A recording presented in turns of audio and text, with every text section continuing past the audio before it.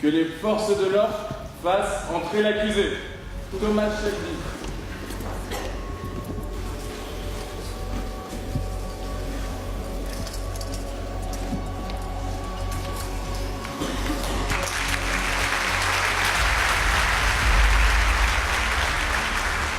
Derrière le visage angélique de l'accusé se cache le leader des Peaky Blinders. J'accuse tout d'abord Thomas Shelby d'avoir assassiné Billy Kimber. Conformément à l'article 221-3 du Code pénal, le meurtre commis avec préméditation constitue un assassinat. Mesdames, vous serez d'accord comme moi, c'est un crime d'accuser un homme aussi charismatique que Thomas Shelby. Mais, au-delà de ce fait, la qualification de recel est dénuée de tout fondement juridique. Et pourtant, le ministère public souhaite réenchérir et qualifier ce recel d'acte de terrorisme. Retenir cette qualification, c'est totalement omettre le passé d'un homme qui a servi son pays. L'affaire du viol du 36, l'affaire Benalla et bientôt l'affaire Campbell. En plus d'avoir laissé se produire la confrontation, il a provoqué l'affrontement entre Billy Kimber et Thomas Shelby. Que pensez-vous de ces faits?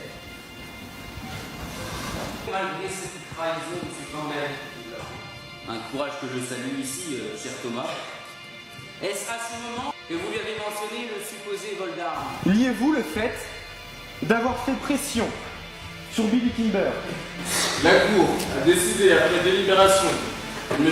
Thomas Shelby, ici présent, est acquitté du chef d'accusation d'acte de terrorisme.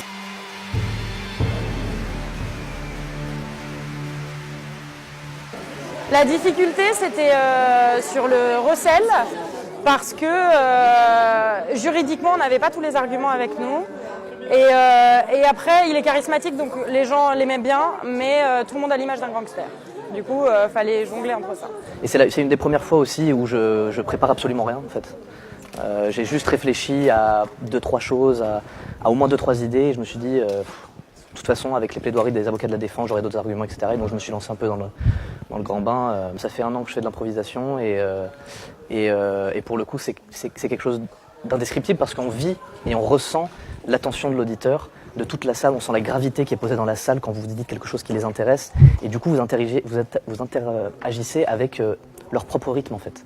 Et vous êtes beaucoup plus apte à marquer les temps de pause, marquer les temps forts, parce que vous leur parlez directement. Et c'est ça que j'adore, c'est une sensation incroyable. Et pour moi, c'est vraiment le summum de l'éloquence.